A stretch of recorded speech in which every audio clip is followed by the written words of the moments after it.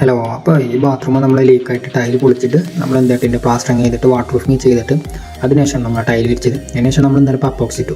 അപ്പോൾ ഇന്ന് രാവിലെ വന്നിട്ട് നമ്മൾ ചെക്ക് ചെയ്യുന്നുണ്ട്. നമ്മൾ വർക്ക് കഴിഞ്ഞിട്ട് ക്യാഷ് വാങ്ങുന്നതിന് മുമ്പ് നമ്മൾ വർക്ക് ഫുള്ള് ക്ലിയർ ആയിട്ടുണ്ടാകുമെന്ന് ചെക്ക് ചെയ്യണേ. പിന്നെ നമ്മൾ പ്രത്യേകിച്ച് ശ്രദ്ധിക്കേണ്ട ഒരു കാര്യം കേട്ടോ, നമ്മൾ ഈ ഫ്ലോറിൻ്റെ ഈ വേസ്റ്റ് വെള്ളം പോണ പൈപ്പ് ഉണ്ടല്ലോ, അപ്പോൾ ഇവിടെ നമ്മൾ എന്ത് ചെയ്യണം, നമ്മൾ വാട്ടർ പ്രൂഫിങ് ചെയ്യുമ്പോൾ നമ്മൾ ഈ പൈപ്പിൻ്റെ ഉള്ളിലോട്ട് നമ്മൾ മടക്കി ചെയ്തിട്ടുണ്ട് കേട്ടോ.